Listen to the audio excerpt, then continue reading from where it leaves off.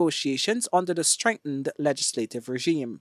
We are seeing clearly tangible results in terms of the efforts of the government in terms of moving the industry forward and introducing a modern regime to help unlock the potentialities of our resources. And in that regard, we are very pleased to have the S4 consortium here with us today. And we're also very pleased to be witnessing this momentous occasion in terms of signing the S4 agreement.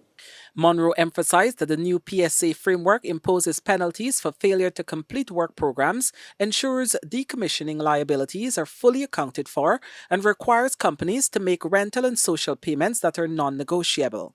The S4 agreement stems from the 2022 Guyana licensing round, which invited global energy companies to bid for available offshore blocks under the newly modernized Petroleum Activities Act and the strengthened local content framework.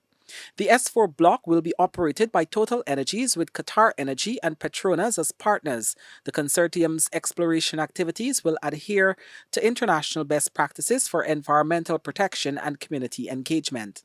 The government has reaffirmed that all proceeds, including the US $15 million signing bonus, will be transparently managed through the Natural Resource Fund in keeping with Guyana's commitment to prudent fiscal management and long-term national development.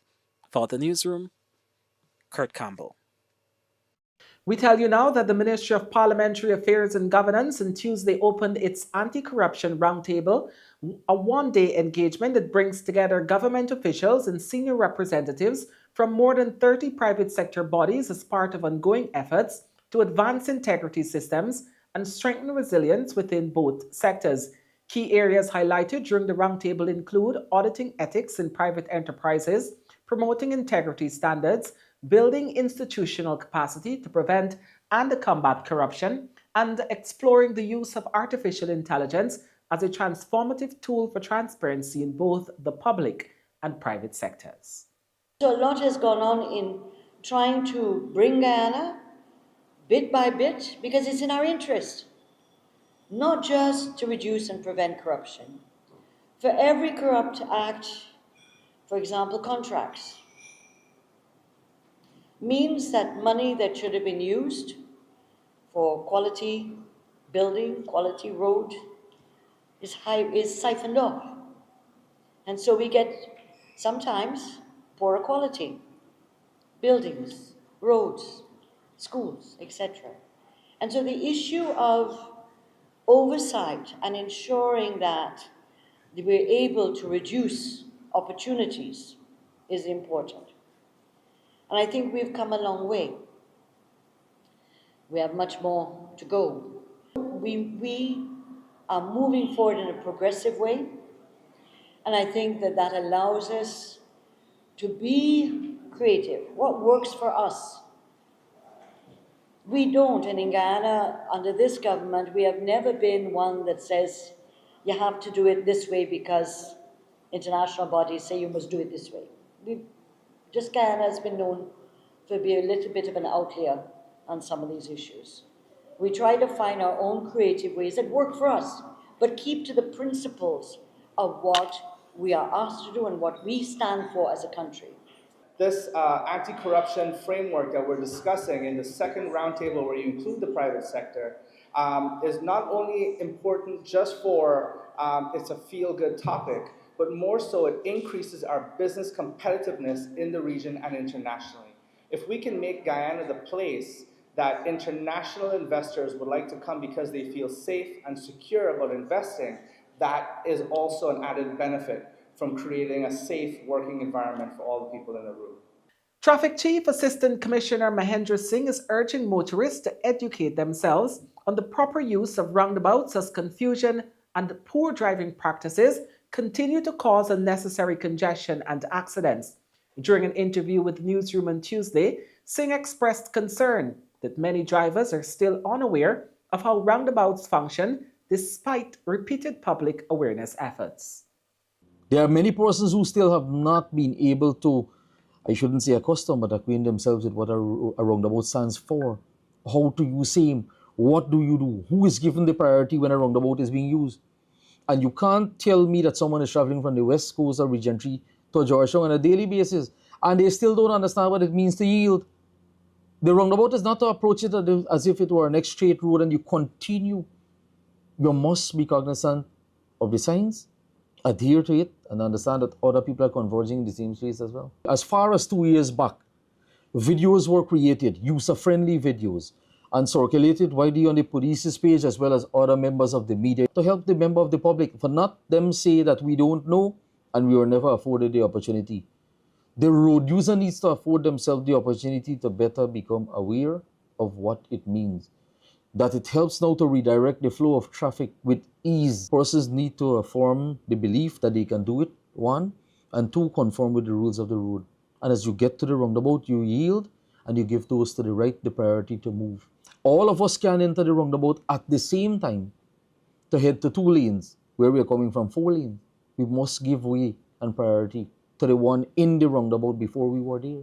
My advice is one of the things that from the past to now, you must be a defensive driver and practice the C's of defensive driving for you to navigate that roundabout. At the same time, you will get by, others will get by, and there wouldn't be any accident. Program Manager at the Guyana Council of Organization for Persons with Disabilities, Guyana Singh, believes greater consistency and inclusion at local commercial banks are badly needed. In an interview with the newsroom, Singh cited ongoing cases of discrimination and the lack of standardized accessibility measures for persons with disabilities. While some commercial banks have made significant installing ramps, providing lower counters, and allowing blind persons to independently open accounts, others continue to lag. There is no uniformed policy at most of the commercial banks or across commercial banks. And let me explain. The various commercial banks that we have here, they have various branches. One branch might be accessible with ramps, and they will allow a blind person to open a bank account on their own, while another branch from the same bank will not have a facility that has ramps, or they will have tellers telling a blind person you cannot open a bank account on your own. Then there are some commercial banks who are mostly inclusive. They have no discriminatory policies, or they do not discriminate based on how they operate. But then you have some commercial banks that are discriminatory in how they operate. Let me share some examples. Persons who are blind are told by some commercial banks that you cannot open a bank account on your own. You must have it as a joint account with a sighted individual. There are commercial banks who are also telling blind persons you cannot have an ATM card. Then you have those commercial banks that do not have measures in place to allow for wheelchair access. So persons that uses wheelchairs cannot access some of those commercial banks. So what happens to people with disabilities? They should not be left aside and not allowed to access these services. Preparations are about 90% complete for Guyana's premier trade and investment fair. And later this week, when GuyExpo opens, patrons can visit nearly 300 booths spread across the National Exhibition Center at Sapphire, Georgetown. GuyExpo 2025 opens on Thursday, November 13 and will run until November 16 under the theme Transformation Through Entrepreneurship and Innovation. During a walkabout at the National Exhibition Center at Sapphire on Monday, Minister of Tourism, Industry and Commerce, Suzanne Rodriguez, said this year's event will feature several exciting new elements designed to enhance both visitor and exhibitor experiences. This year, the expo is focused heavily on our local manufacturers. We want to ensure that we raise their visibility. We are really producing an authentic Guyanese experience here at GuyExpo. You can come, you can see all of the local products and services that are available, manufactured locally, and including our culture and entertainment pieces that will feature prominently local Guyanese talent. This year we have about 290 booths, and they are all occupied. Among the new features this year are a redesigned layout to allow smoother flow throughout the venue, the addition of a new auditorium that will host a range of government services, and a food basket centerpiece symbolizing Guyana's agricultural prowess. Measures are in place to ensure smooth traffic flow, open access roads, and designated parking areas. We are using some new equipment and so on this year, more screens so that people who are not at the opening ceremony but in the venue can still view the opening ceremony. We've built a house. It's been done in a week's time using new technology and innovation, and the public will be able to view that product, and you'll see the incorporation of new building techniques and so on. This can be something that can be considered for the housing program, or anybody who is looking to build a home in the shortest possible time. They can have that home completed in less than a month, fully equipped with everything in it. So we've encouraged our local businesses to incorporate aspects of innovation and technology in their products. As GuyExpo celebrates its 30th anniversary, 13 businesses and individuals who have been part of the Expo's journey since its inception will be honored during the opening ceremony, which will be attended by President Dr. Irfan Ali. Reporting for the newsroom, Sharda Bacchus. When the newsroom returns, we tell you Minister Vikram Bharat hails Guyana as a global leader in responsible oil management. And Minister Sonia Parag kicks off Guyana's first national consultations on anti-bullying policies.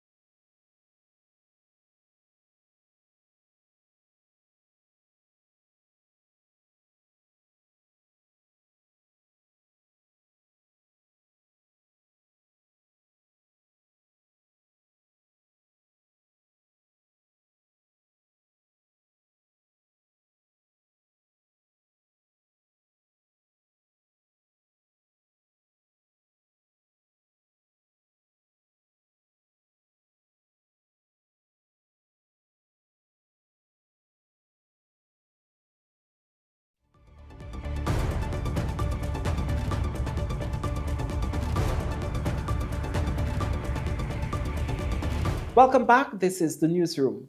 Minister of Natural Resources Vikram Bharat on Tuesday declared that Guyana now stands among the best managed new oil producing nations in the world, as he underscored the government's determination to ensure that wealth from the petroleum sector directly improves the lives of every Guyanese.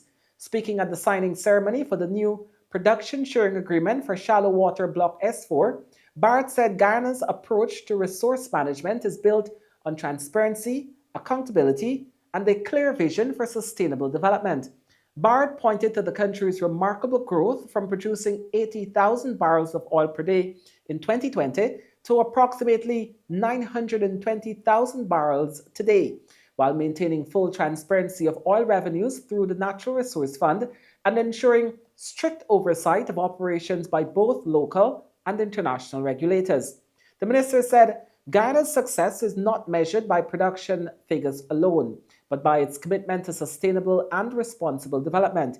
He reaffirmed that the government will continue to pursue oil and gas exploration and production, even as it expands its low carbon development strategy and strengthens climate commitments. Guyana today is being seen as a model country around the world, and if we don't say it, no one will. But we strongly believe that Guyana has really one of the better managed oil and gas sector in the world among new oil producing countries. And that is something that we're proud of, and that is something that we can go on the roof and shout about, because there's evidence to demonstrate that.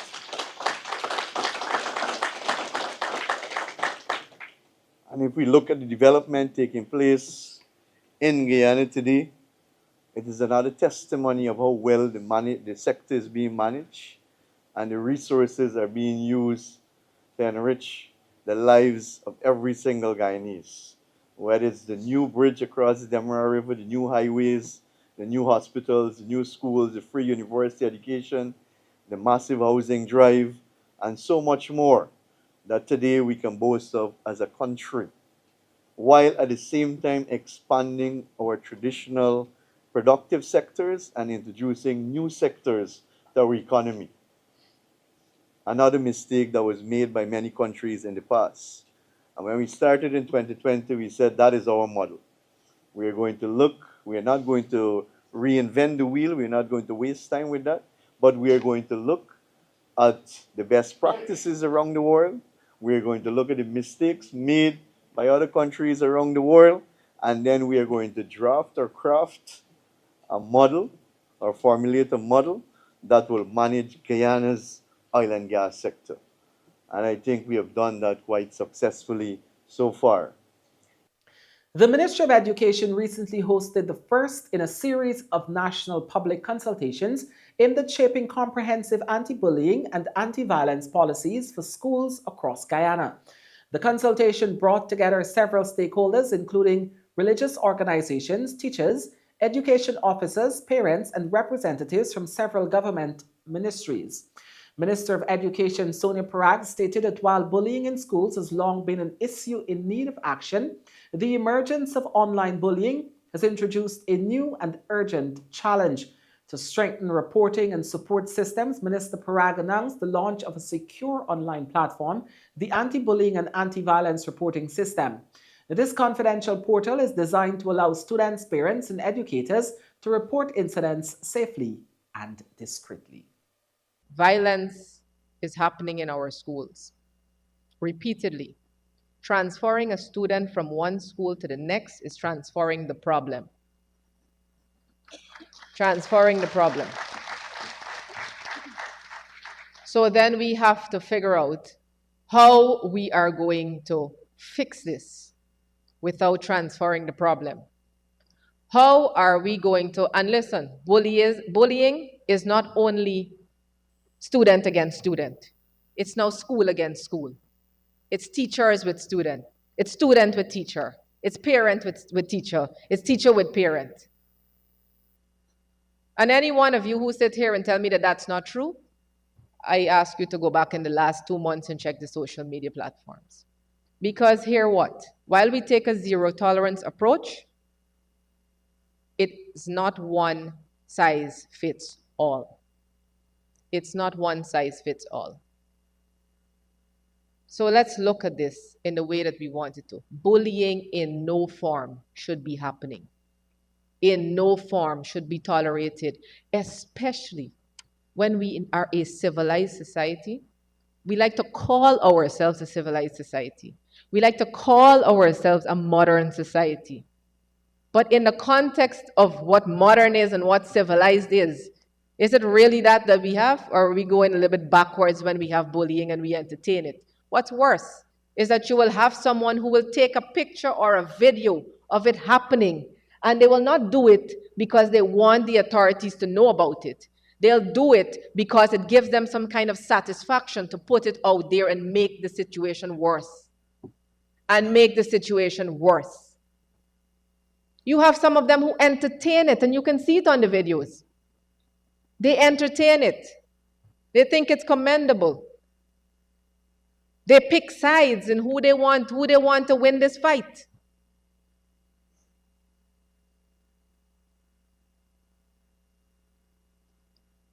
If we are going to produce wholesome individuals, it starts in the schools, it starts in the homes.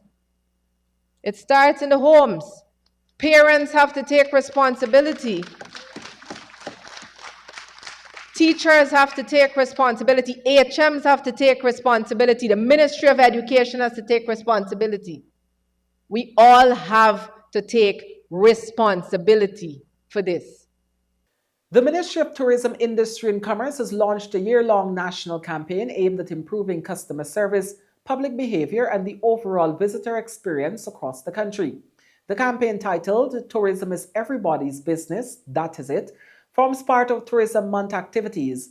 Speaking to reporters on Monday, Minister of Tourism, Industry and Commerce Susan Rodriguez said the initiative seeks to encourage Guyanese to be more courteous, professional and respectful in their daily interactions, both within and beyond the tourism and hospitality sectors. There are many scenarios and many areas that we can improve the way we treat people, the way we speak to each other. It doesn't have to be to a visitor only, but how we relate to each other as Guyanese, as people. We want to encourage more kindness, more professionalism among the public service and also among all of the tourism and hospitality stakeholders. Good service is good business. And if we can improve our customer service, so this is not particular to any one segment of the population. It's not about taxi drivers. It's not about the issue of littering only. These are all challenges that we face in the tourism and hospitality sector, or customer service. The way we drive on our roadways, the way when we see people standing at a pedestrian crossing, to stop so that they can cross the street. It's a countrywide effort. That's why we said tourism is everybody's business. And that is the theme of the awareness campaign, that it concerns all of us. Tourism doesn't exist in a vacuum, and that it's just the tourism people that will deal with that. When a visitor comes to Guyana, they walk down our streets, they encounter Guyanese. They go into a restaurant, they encounter waiters and waitresses, and they go into a reception desk. All of us have to be part of raising the level of the tourism experience that our visitors have in Guyana. So I hope that the public understands the intention behind this campaign. It is nothing but good intention, and for all of us to be a part of this journey as we treat each other with more kindness, and that we improve the quality of our customer service and our human interaction.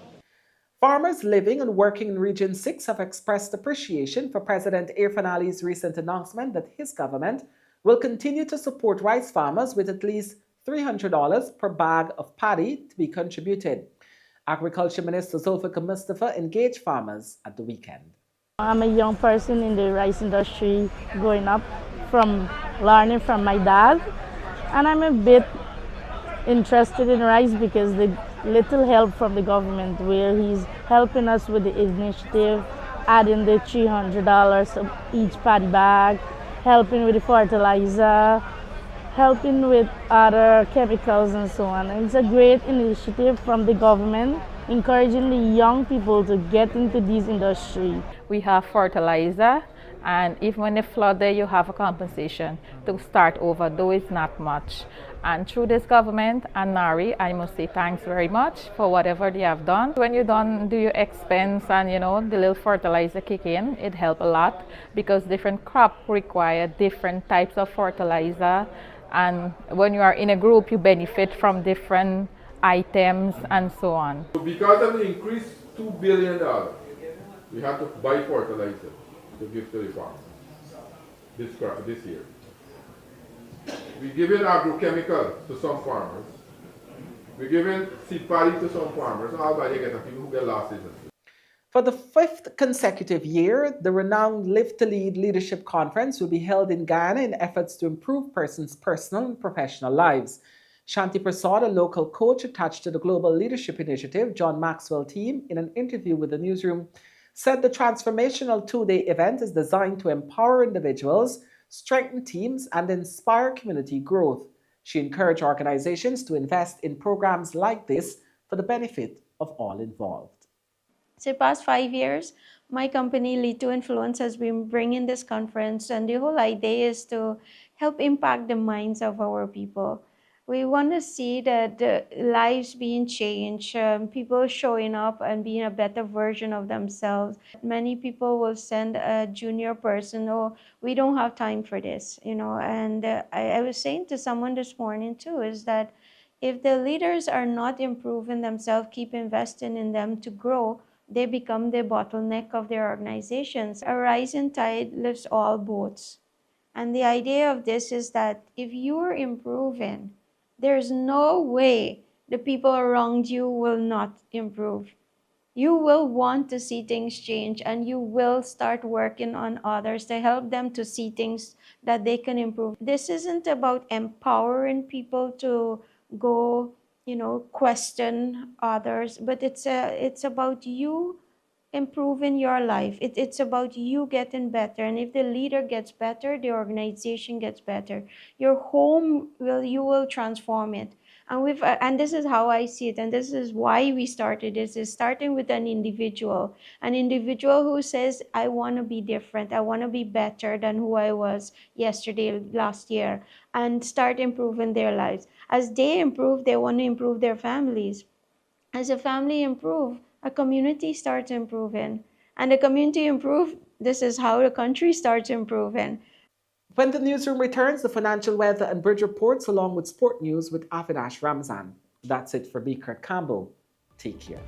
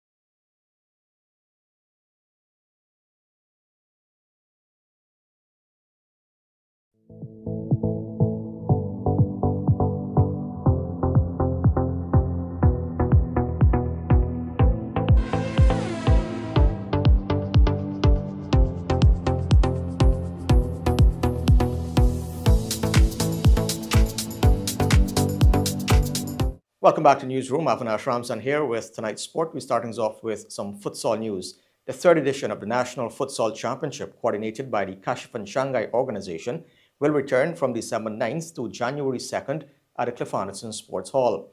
48 teams will again contest the tournament, and this year they have added a school aspect in which 20 schools will compete in an under-18 tournament. The championship, which President Irfan Ali supports, will also feature 8 female teams. Co-director of the Kashif and Shanghai organization, Kashif Mohammed, explained at Tuesday's launch that the first prize this year has increased to $3 million Ghana dollars, and for the schools, they will have a top prize of a $700,000 grant. The senior tournament, we will having 48 teams going to be playing in the senior championship. The top 16 from the last tournament, we've invited them, and as a matter of fact, the tournament is an invitational tournament. And the top seeded teams, the top 16 seeded teams, will get a bye into the second round.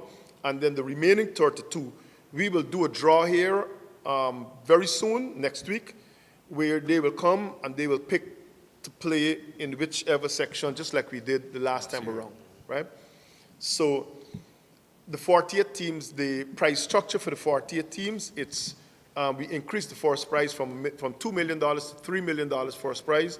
Second prize is $1 million. Third prize, it's $500,000. And fourth prize, it's $250,000. For the female tournament, we're having 8 teams involved. And their first prize, it's $500,000. Second, $250,000. Third, $150,000. And fourth, $100,000. Basketball news now. Minister within the Ministry of Culture, Youth and Sport, Stephen Jacobs, met with the national female basketball squad on Tuesday, delivering a powerful message focused not just on performance, but on the mental approach to elite competition. As the team finalizes its preparation for the upcoming FIBA Women's Caribbean Championship, Minister Jacobs charged the athletes to embrace the entire experience and enjoy the moments ahead, highlighting that the journey itself is a reward for their dedication. Addressing the athletes during a motivational session, Minister Jacobs underscored the importance of valuing the opportunity they have earned. The championship will be held at the Cliff Anderson Sports Hall from November 12th to the 16th. One of the things that, it's very important, especially for the, and not for the younger ones, but is to make sure that we never stop learning. I think that is important.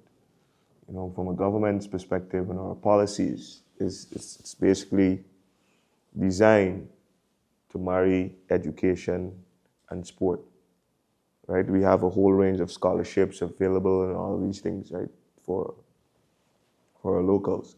But it's important that we never stop learning. Sports management and life after sport is something that you also need to look at. I say that because of my current position, right? So that is important. Never stop learning, right? You can add to your game. And before how sport was basically played, it's different now in terms of all the innovations and all of these things. So you need to keep yourself basically up to date. All right, it could be in how you hold the ball in your position. Position of your hands can make a difference. So all these things, I just hope that you will continue to do, just to keep improving your game at all times, right? And I know we can go through the routine stuff of making sure you train hard, but you would also know that is very much important.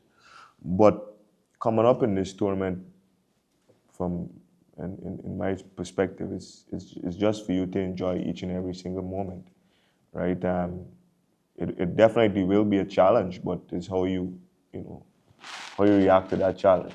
Now, the Director of Sports, Steve Ninval, said that the first ever black tie event to mark the National Sports Commission's Sports Award for 2024 and rewarding sporting excellence with glitz and glamour is a microcosm of where Guyana is heading as a country. The ceremony was held on Saturday last at the Pegasus Suites in Kingston. Ninval was, however, concerned about the lack of support from nearly half of the sport associations who failed to make submissions for the awards. The current format requires the well over 30 national associations and federations to submit nominees for the various categories, after which a panel votes on the winners. Ninval also highlighted a sense of tribalism among the submissions received and urged associations and federations, quote unquote, to look wider and be more holistic in their approach. I can say, without fear of being contradicted, that it was something that was transparent and democratic.